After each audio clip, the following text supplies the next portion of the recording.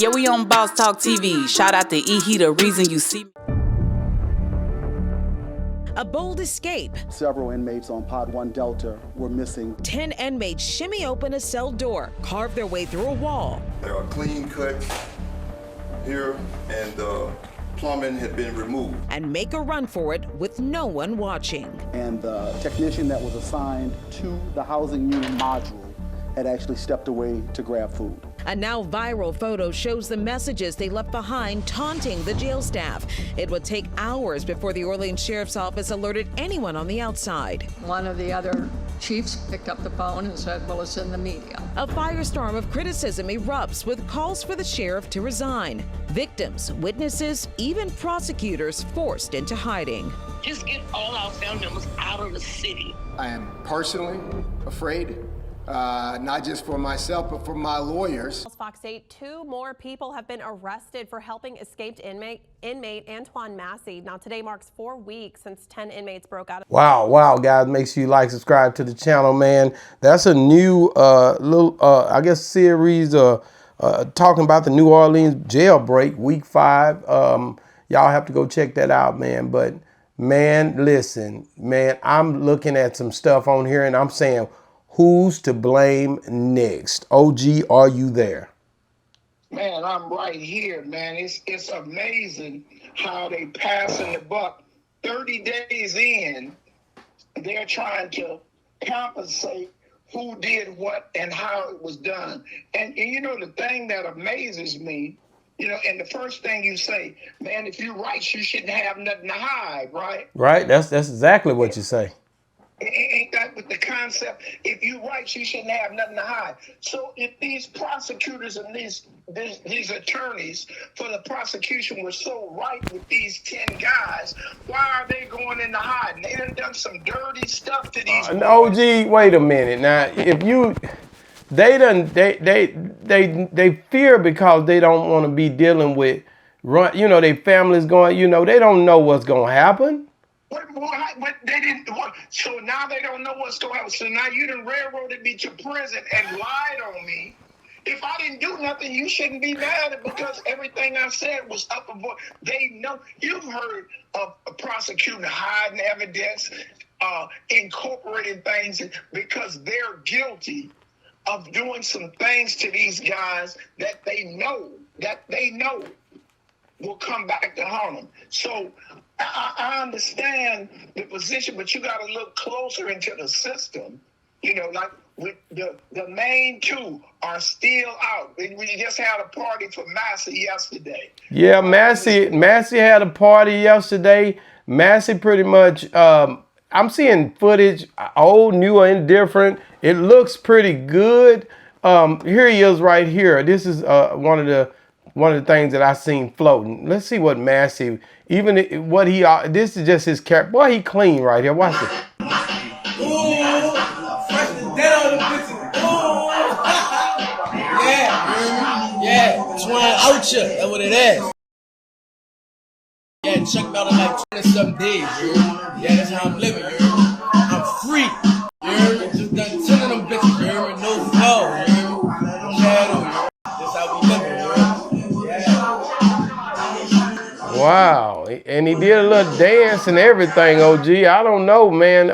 He seems pretty, this guy's got a lot of energy, the one that, this Massey guy, he's not the average guy you go and lock up. And I can believe what Matt Dennis said, man. He's a smart guy. Like, he's not nobody that you can underestimate, and he knows how to dance and party, man. Matt is mad at himself. Massey is sitting there partying with that long bottle with his white on, describing purity, innocence. When you wear white, it's purity and innocence. I didn't do nothing. He's not in the black. He's not dressed in black, dressed in gray. Every time you see him, he's professing his innocence and his purity in white. OG, well, he's professing. He say he's been out like he free, you know. On this one right here, he holler, I'm free. Like, you know, he's been fighting the system all his life, look like. That's right. He's free. Hey. Listen, OG. They say it's better to live one day as a free man or a lifetime as a slave.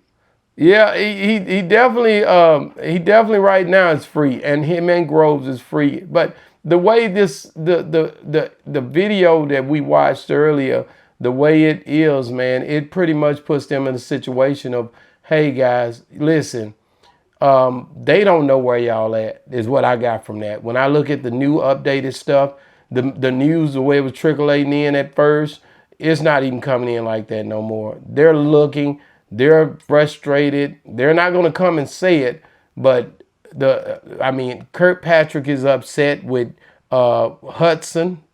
The DA is upset with Hutson. The sheriff is upset with the chief or the superintendent.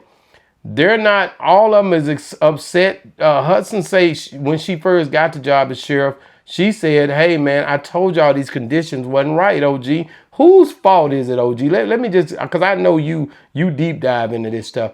Whose fault do you think it is that the facility is like the way it is? If it's any fault at all, it's Hutson's fault. Oh no, OG, you're not going to sit there and say it's Hutson's fault. Well, you asked me. Go ahead. I'll let you finish. No, I don't care whether you let me or not. I'm just saying Hutson knew the job was tough when they took it. Oh. She took this under duress because the white man did not want to take the blame for any fault. So when she took that, she automatically knew it was some work to be done. And instead of improving it, she just let it went dormant and was like Negroes, hoping on a wing and a prayer that everything would be all right, but it wasn't all right. So she got to pay for it. Oh, gee, she took the job. She made statements to say, hey, you guys are not doing y'all's job. We need money down here. We need resources to fix these jails. You can lift them up and take them off the hinges. We know that. The guys are doing it. They're going from cell to cell if they don't leave. What are we going to do about it? And she said that. Kirkpatrick was around during this time. It was somebody else there before Kirkpatrick. It looks like there's been a change of hands, or somebody there before Susan. But it looks like they've just been letting it be and letting it pretty much fester and fester. And now, OG, how is it just boils down to being Hutson's fault? I don't know about that. Okay, because right now, just like you're saying, allegedly Hutson says it's not been, Hutson hasn't put out any paperwork where she wrote her dissatisfaction to anybody or any authority. Yeah, they didn't put in paperwork for more staffing. They asked for a raise. But as far as deplorable conditions, she never made a written statement to nobody. If she had, show it. She did, OG. She did. She asked time after time, and I'm pretty sure she did it. And they had civilians up there watching the cameras. It was not run like why is a civilian watching the cameras? They made it a fact to say a civilian is watching the camera. Is that meaning that it's just somebody they hired that's not a police officer? Well, all of them civilians. Well, yeah, that's just regular staff, right? Staff. They say she went somewhere and left the cameras unattended, and 10 men walked out of there, man. Ran out of there, man. Shimmied out of there, man. The fat lady left to go get a burger, and the boys run off on her. So, you know. OG, how you know she was fat? Because she went to go get something to eat. Oh, man. Skinny people don't go get nothing to eat. That lady got her stomach started growling. She was looking at that camera. You know how when we sit down, we get nod and start going to sleep, right? Yeah.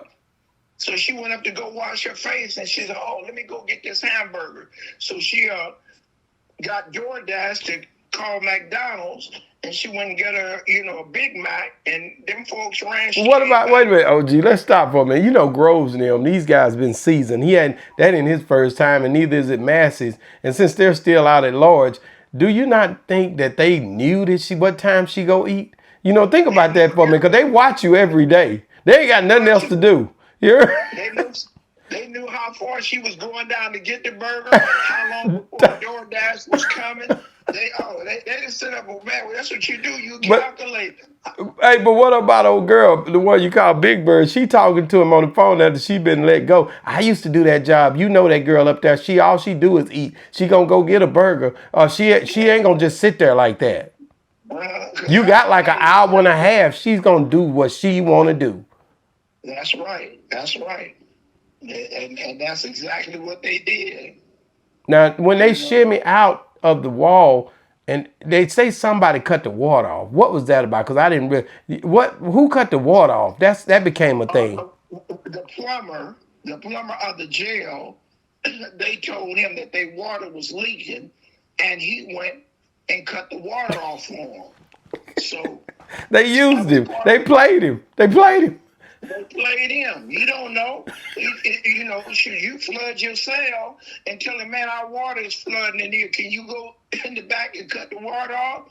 And he did what he was supposed to do. Went home, smoked him a blunt, drank him a beer. Next thing you know, he was arrested. Like, man, what I do?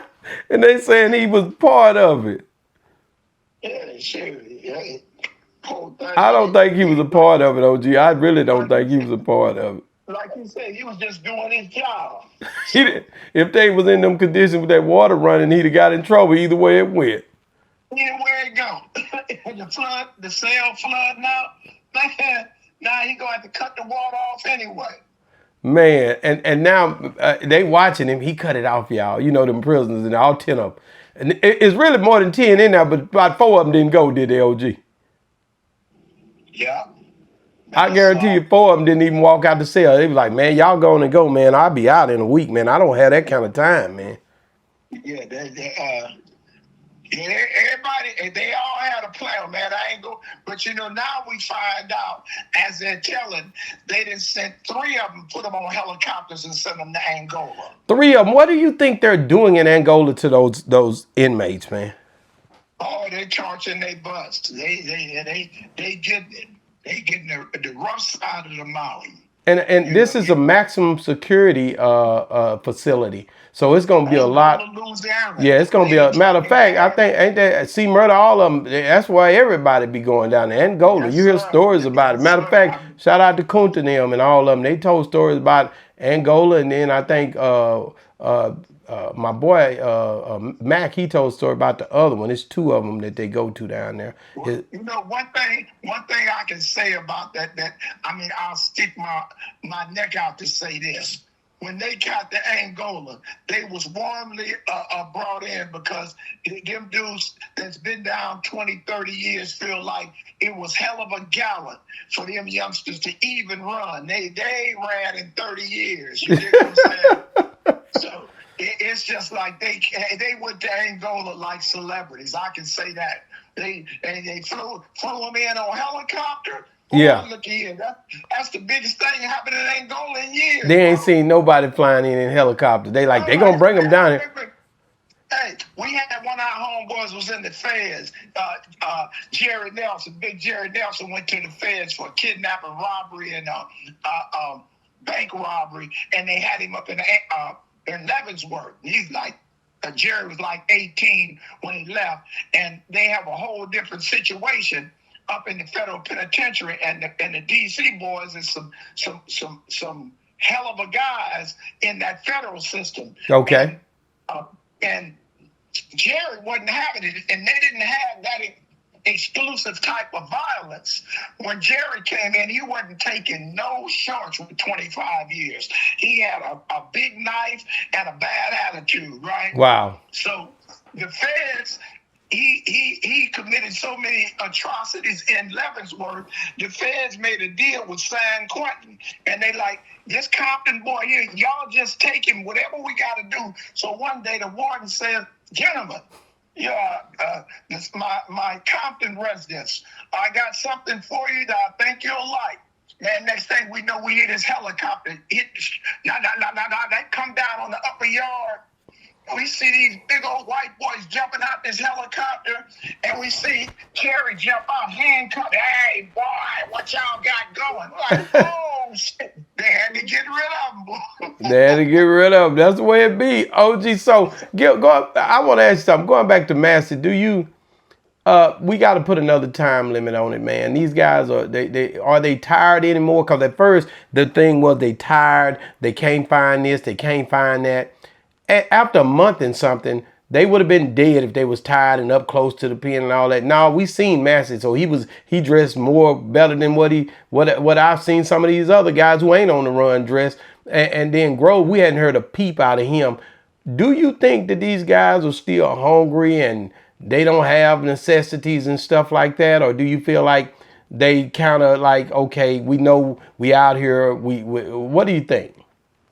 Right, today is the 16th, it's been exactly 30 days. Yeah.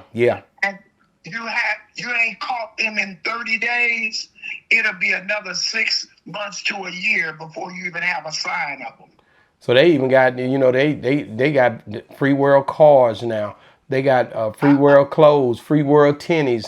They pretty much free worlding it out right now. They just like a dude that got out of prison now. They done got comfortable in moving around, knowing that they could be spotted. And that's the main thing. They ain't moving, and that's why they can't catch them, because they done got themselves put in a good position, and they done, just like a mold, they done molded in, laid up under the radar. They ain't flashing around, going around. They're sitting still.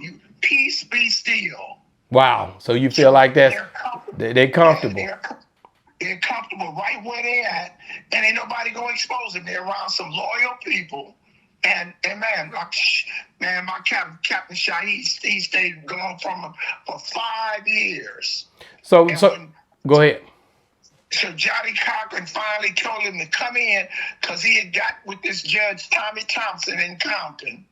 And when he came in, he went to jail for 30 days. They gave him time served and let him out. Wow, just to clear the books.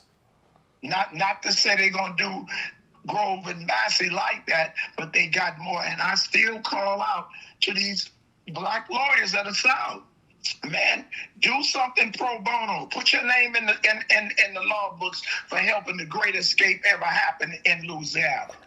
What about the family that's crying for them to turn themselves in? All that, that's about over with, ain't it? They don't even contact them no more. They done moved away from them.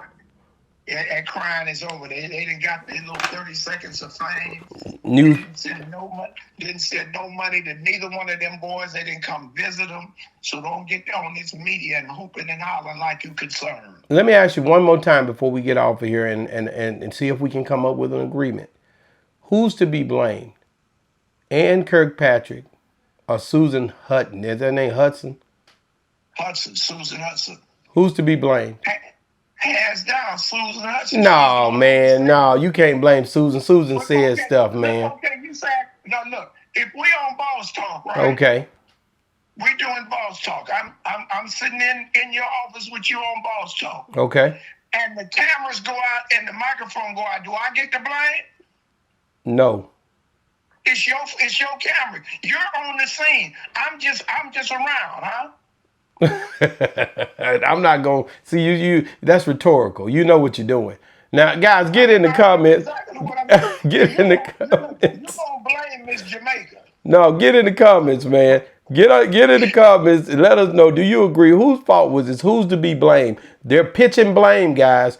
Kirkpatrick is saying it was Hutson. Hutson saying it was Kirkpatrick. The DA saying it was Hutson. Whose blame is this to be on? Because there is a blame game going on. They're confused on catching Groves and Massey. And basically Massey has popped a big old bottle here and is rolling through like nobody's business. Boss Talk 101, man. Make sure you guys look, guys, at also the update on the 6th jury kicked out. Did its trial. That's crazy, man. And I don't know what happened with that, but what is that? Is that candor? Is that racism? Let us know which one it is, man. This video here is crazy, man. I can't believe it's happening in the Diddy trial right here. Boss Talk 101 reviews. Yeah, we on Boss Talk TV. Shout out to E. He, the reason you see me.